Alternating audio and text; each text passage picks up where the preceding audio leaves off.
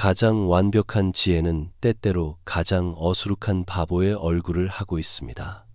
세상에서 가장 날카로운 칼은 쇠로 만든 검이 아니라 무심코 내뱉은 혀끝이라는 말이 있듯이 우리는 너무나 많은 것을 보고 너무나 많은 것을 듣고 또 그 모든 것에 대해 말해야만 직성이 풀리는 시대를 살고 있습니다.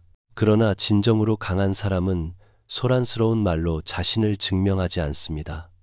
오히려 가장 지혜로운 자는 마치 아무것도 모르는 바보처럼 묵묵히 입을 다무는 법을 압니다. 이것은 비겁함이 아니라 비범함이며 무능이 아니라 삶을 관조하는 최고의 품격입니다. 오늘 우리는 조선의 위대한 사상가 다산 정약용 선생의 삶과 철학을 통해 복잡한 인간관계 속에서 나를 지키고 타인을 품는 짐짓 모른 척하는 미학에 대해 이야기 나누고자 합니다. 우리가 살고 있는 이 현대사회는 잠시도 침묵을 견디지 못하는 것 같습니다.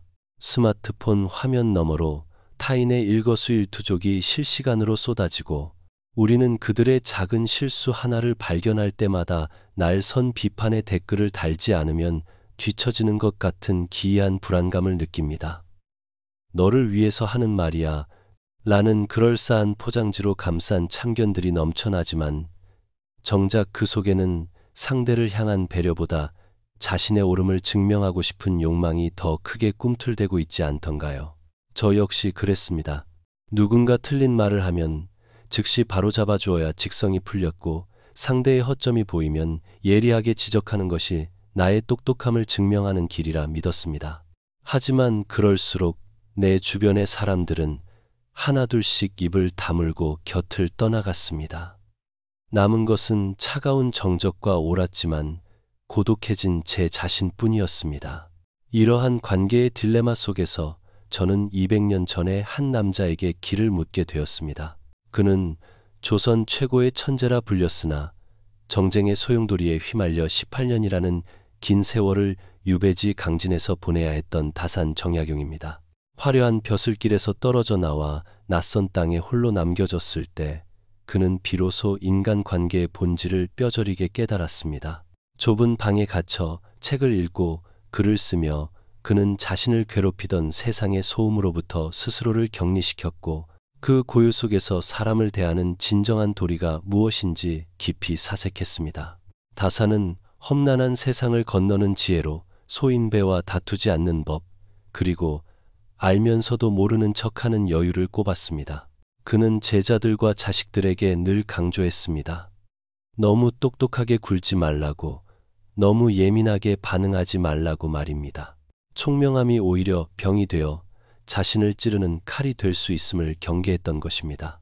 다산이 전하는 처세의 핵심은 바로 세 가지를 짐짓 보지 못한 척하고 세 가지를 짐짓 듣지 못한 척하라는 가르침에 담겨 있습니다. 오늘은 먼저 우리의 눈, 즉 시각이 범하기 쉬운 오류와 그것을 다스리는 지혜에 대해 깊이 들어가 보려 합니다. 첫 번째로 다산은 남의 허물을 짐짓 못 본 척하라고 가르쳤습니다. 인간의 눈은 참으로 간사하여 자신의 태산 같은 잘못은 보지 못하면서도 타인의 티끌 같은 잘못은 기가 막히게 찾아냅니다.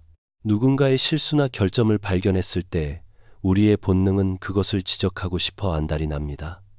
그것이 정의라고 착각하기 때문입니다. 하지만 다산은 말합니다. 사람의 허물을 너무 자세히 들여다보지 말라. 자세히 보면 미움이 생기고 못 본 척 넘어가면 사랑이 싹튼다고 말입니다. 생각해보면 참으로 맞는 말입니다.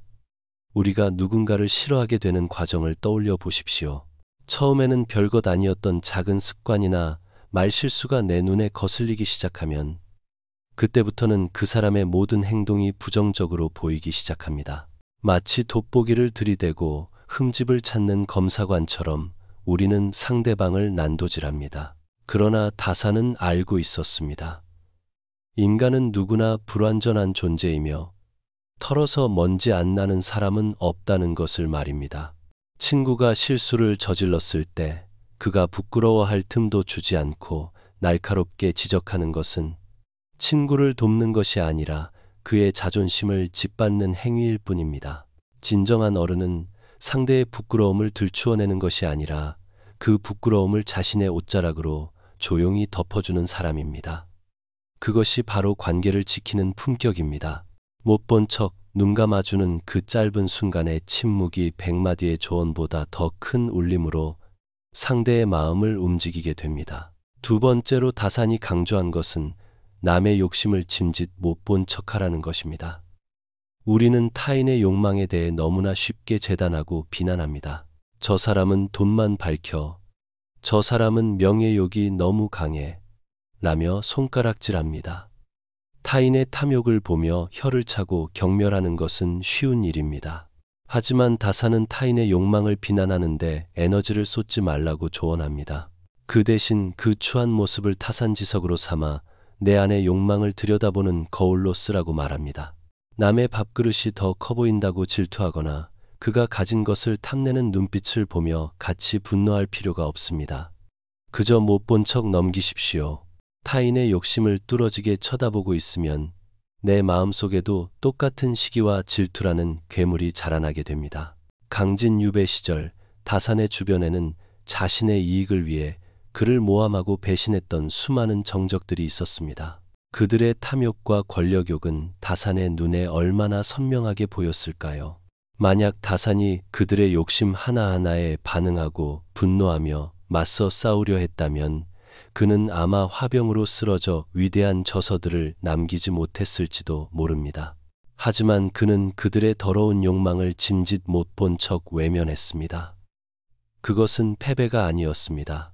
오히려 더럽혀진 세상의 흙탕물이 자신의 맑은 영혼으로 튀어오르는 것을 막는 방어막이었습니다. 그는 타인의 욕망을 심판하는 재판관이 되는 대신 스스로 절제하고 검소하게 사는 선비의 길을 묵묵히 걸음으로써 무언의 가르침을 세상에 남겼습니다. 남의 욕심을 못 본 척하는 것은 그들의 죄를 용서하는 것이 아니라 내 마음의 평화를 지키기 위한 가장 적극적인 수행인 것입니다.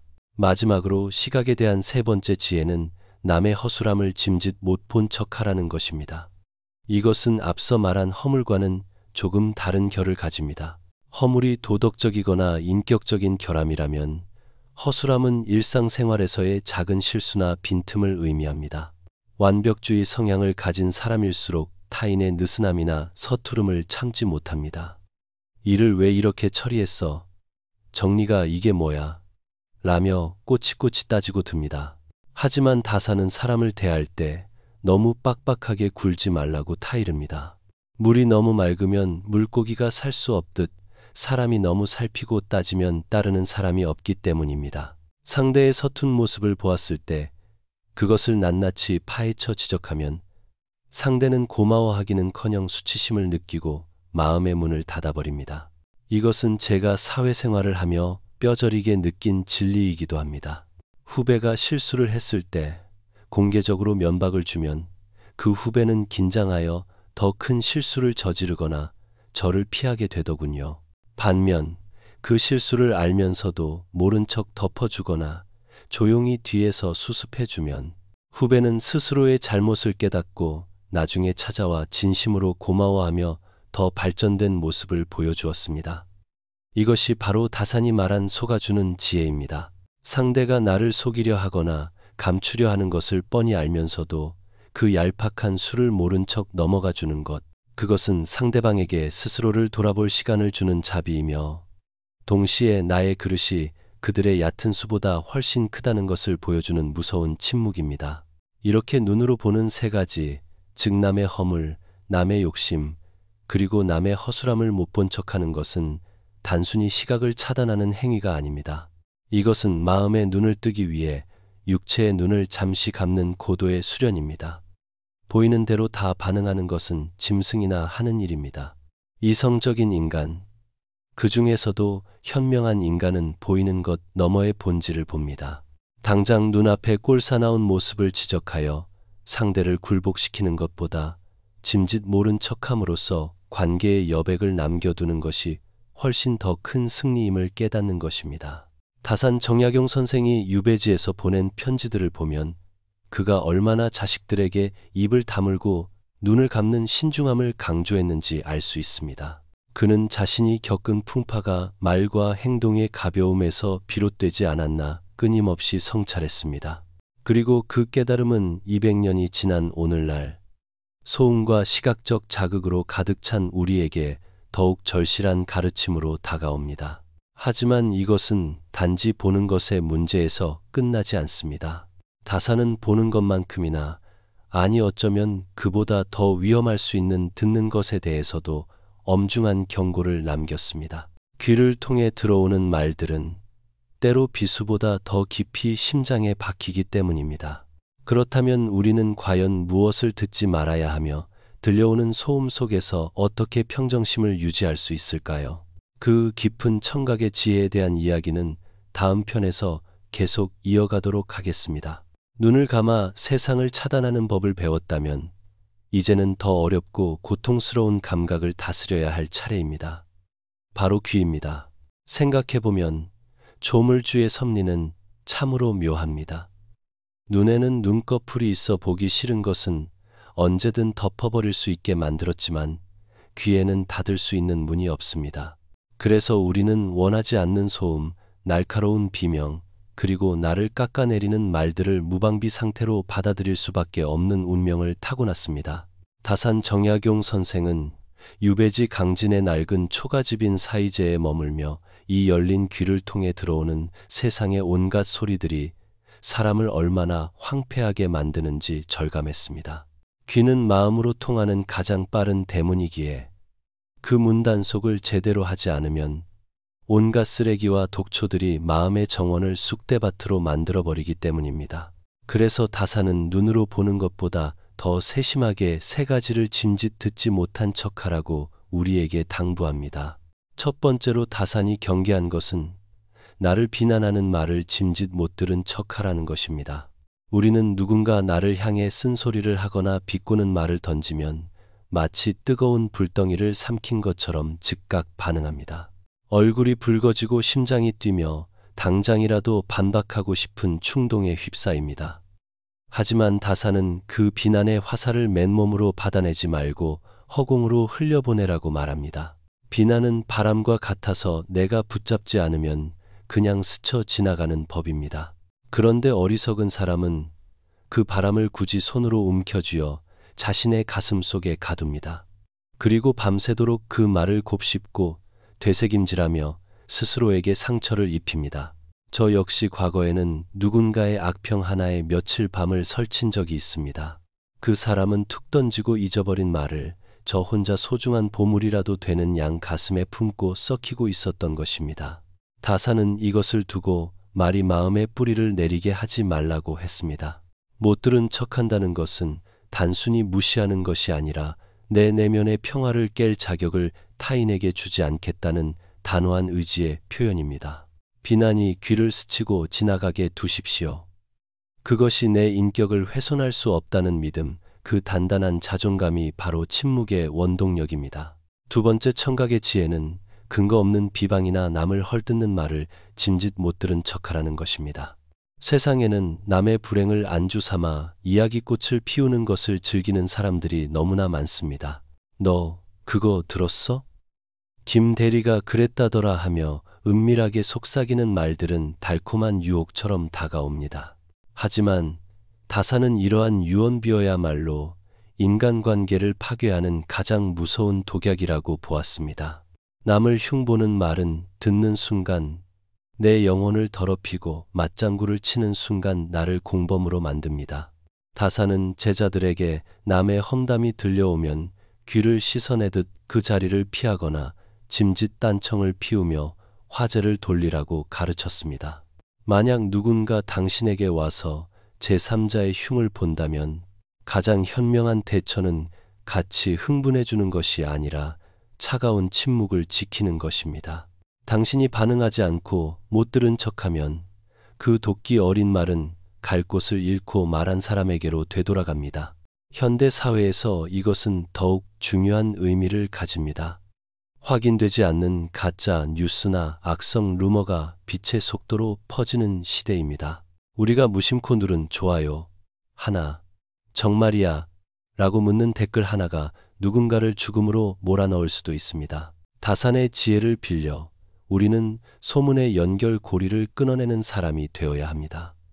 나쁜 말은 내 귀에서 멈추게 하십시오.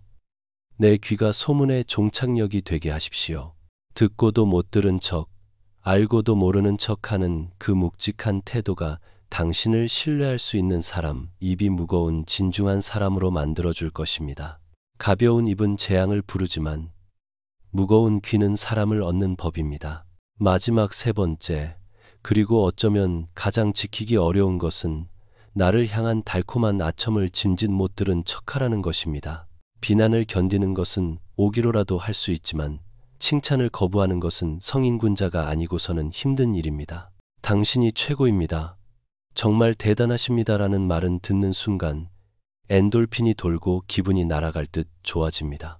하지만 다사는 이 가머니설이야말로 사람을 망치는 가장 위험한 덫이라고 경고했습니다. 비난은 쓴 약이 되어 나를 돌아보게 하지만 지나친 칭찬은 독이 든 성배와 같아서 나를 자만하게 만들고 현실 감각을 마비시키기 때문입니다.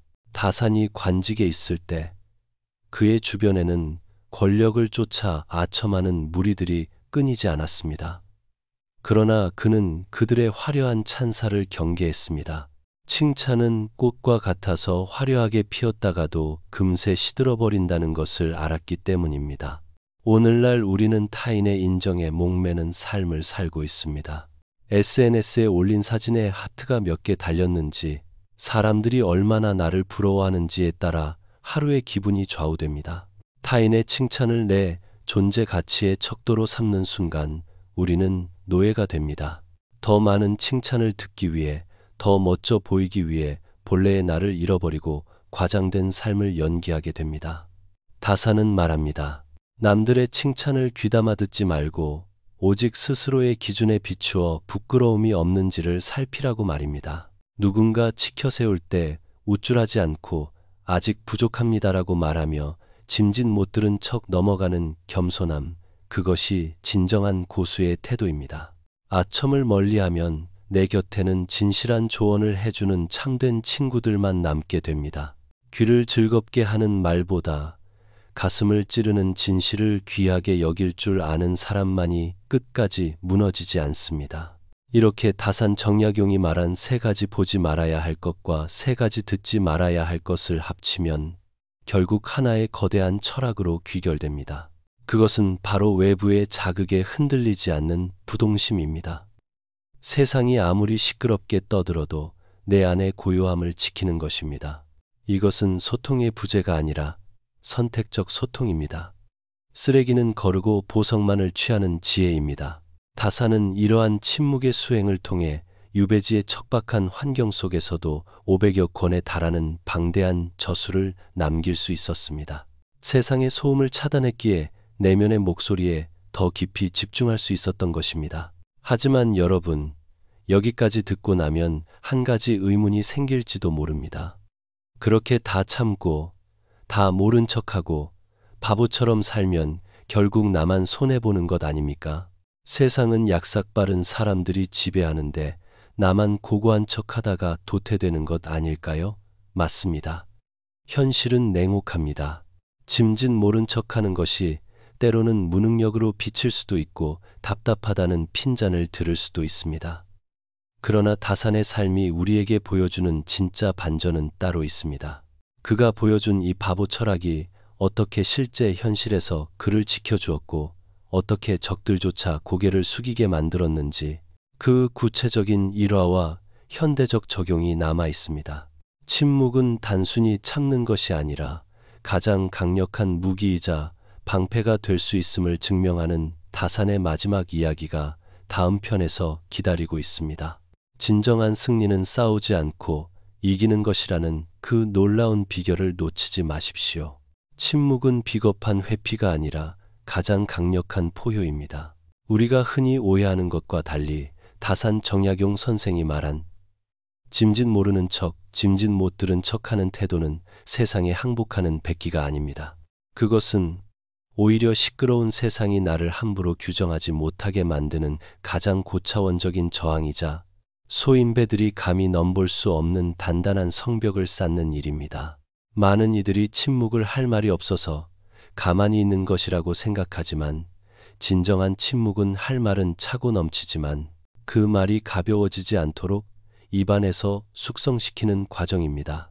이것이 바로 다산이 유배지라는 감옥을 사색의 우주로 바꿀 수 있었던 비결이자 오늘날 우리가 이 소란스러운 시대에 되찾아야 할 잃어버린 품격입니다.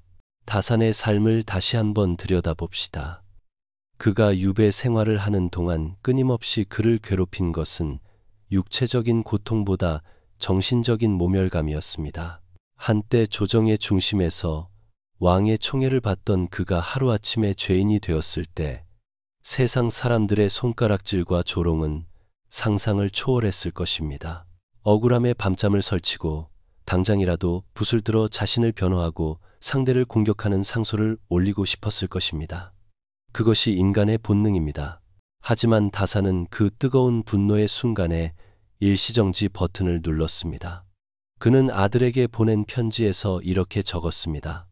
노여움이 일면 며칠 밤을 재워라. 즉각적으로 반응하지 말고 감정이 가라앉고 이성이 돌아올 때까지 기다리라는 것입니다. 그는 알았습니다. 분노의 찬말은 칼이 되어 상대를 찌르지만 결국 그 피는 칼자루를 쥔 자신의 손에 묻는다는 것을 말입니다. 제가 직장 생활을 하며 겪었던 일이 떠오릅니다. 회의 시간에 공개적으로 저를 비난하며 책임을 전가하던 동료가 있었습니다. 예전에 저였다면 얼굴을 붉히며 조목조목 반박하고 싸웠을 것입니다. 하지만 그때 저는 다산의 가르침을 떠올리며 짐짓 못 들은 척 그저 옅은 미소만 띠고 가만히 그를 응시했습니다. 아무런 대꾸도 하지 않고 고요하게 앉아있는 저를 보며 오히려 당황한 것은 그 동료였습니다. 저의 침묵은 공간의 공기를 무겁게 만들었고 그의 날선 말들은 허공을 맴돌다 스스로의 격만 떨어뜨리는 소음이 되어버렸습니다. 회의가 끝난 후 주변 사람들은 저에게 다가와 어떻게 그렇게 평정심을 유지해? 정말 대단하다며 신뢰를 보냈습니다. 그때 깨달았습니다. 싸우지 않고 이긴다는 손자병법의 구절이 바로 이런 것이구나. 침묵은 상대방에게 그 어떤 욕설보다 더 무거운 두려움과 존경심을 심어줄 수 있음을 말입니다. 다산이 강조한 바보가 되는 지혜는 결국 자기 통제의 정점입니다. 내가 보고 들은 것에 즉각적으로 반응한다는 것은 나의 감정 상태가 타인의 언행에 의해 조종당하고 있다는 뜻입니다. 상대가 욕하면 화내고 칭찬하면 기뻐하는 것은 내 감정의 리모컨을 남에게 쥐어주는 것과 같습니다. 그러나 보고도 못 본 척, 듣고도 못 들은 척 할 수 있다는 것은 내 내면의 주인이 온전히 나임을 선언하는 행위입니다. 네가 아무리 나를 흔들어도 나는 흔들리지 않는다는 그 무언의 선언이야말로 인간이 가질 수 있는 최고의 위엄입니다. 또한 이 철학은 타인에 대한 깊은 관용을 포함합니다. 다산은 관용은 곧 존중이다라고 믿었습니다. 상대의 실수나 허물을 알면서도 덮어주는 것은 그가 스스로 깨닫고 돌아올 수 있는 다리를 놓아주는 자비입니다. 쥐를 잡을 때도 퇴로를 열어주어야 한다는 말이 있듯이 사람을 막다른 골목으로 몰아세우면 그는 도끼를 품고 덤벼듭니다. 하지만 모른 척 넘어가주면 그는 안도감과 동시에 빚을 졌다는 부채감을 느끼게 됩니다. 그 부채감은 훗날 감사의 마음으로 변하여 나에게 돌아옵니다. 제가 후배의 치명적인 실수를 조용히 수습해주고 모른 척했을 때 그 후배가 훗날 가장 충성스러운 저의 우군이 되었던 것처럼 말입니다. 사람의 마음을 얻는 것은 화려한 언변이 아니라 그의 치부를 가려주는 따뜻한 침묵입니다. 물론 현대 사회에서 이런 태도를 유지하는 것은 쉽지 않습니다. 우리는 참으면 호구된다는 말을 진리처럼 믿는 시대에 살고 있습니다. 목소리 큰 사람이 이기고 빨리빨리 반응하는 사람이 유능하다고 평가받습니다. 하지만 가만히 주위를 둘러보십시오. 목소리 큰 사람은 잠시 주목받을지 모르나 오래 존경받지는 못합니다. 끊임없이 남을 지적하고 모든 소문에 귀 기울이며 자신의 똑똑함을 과시하려 드는 사람 곁에는 진정한 친구가 없습니다. 그들은 늘 불안하고 관계는 얄팍하며 영혼은 소란스럽습니다. 반면 다산처럼 깊은 침묵을 가진 사람, 알면서도 속아주는 여유를 가진 사람 곁에는 사람들이 모여듭니다. 그 고요함이 주는 편안함과 안정감 때문입니다. 마치 거친 파도가 몰아치는 바다 위에서 흔들리지 않는 바위섬처럼 그런 사람은 존재 자체로 주변 사람들에게 위로와 의지가 됩니다. 이야기를 마무리하며 다산 정약용 선생이 유배를 마치고 고향으로 돌아와 남겼던 모습을 상상해 봅니다. 그는 18년이라는 긴 세월 동안 억울함과 고통을 겪었지만 그의 얼굴은 세상에 대한 원망으로 일그러져 있지 않았을 것입니다. 오히려 세상의 모든 이치를 꿰뚫어 본 현자의 온화한 미소를 머금고 있었을 것입니다. 그는 알았습니다. 말은 은이지만 침묵은 금이라는 서양 속담보다 더 깊은 진리를, 즉, 말은 업을 짓지만 침묵은 덕을 쌓는다는 것을 말입니다. 우리는 지금 스마트폰이라는 확성기를 손에 쥐고 전 지구적으로 연결된 거대한 소음의 바다를 표류하고 있습니다. 이럴 때일수록 우리에게 필요한 구명조끼는 다산의 세 가지를 보지 않고 세 가지를 듣지 않는 지혜입니다. 오늘부터라도 조금씩 연습해 보는 것은 어떨까요? 누군가의 실수가 눈에 띌 때 짐짓 고개를 돌려주는 일, 나를 향한 날, 선 비판이 들릴 때 마음의 귀를 닫고 흘려보내는 일, 쏟아지는 타인의 자랑과 욕망 앞에서 초연하게 나의 길을 가는 일 말입니다. 처음에는 답답하고 억울할 수도 있습니다. 바보 취급을 당할까 두려울 수도 있습니다. 하지만 기억하십시오. 호랑이는 짖지 않음으로써 숲을 제압하고 깊은 물은 소리 내어 흐르지 않음으로써 바다로 나아갑니다. 당신이 입을 다물고 지혜로운 눈빛으로 세상을 응시할 때 당신의 품격은 말보다 더 큰 울림으로 세상에 전해질 것입니다. 그 고요한 카리스마가 당신을 지키는 갑옷이 되고 당신을 귀하게 만드는 왕관이 될 것입니다.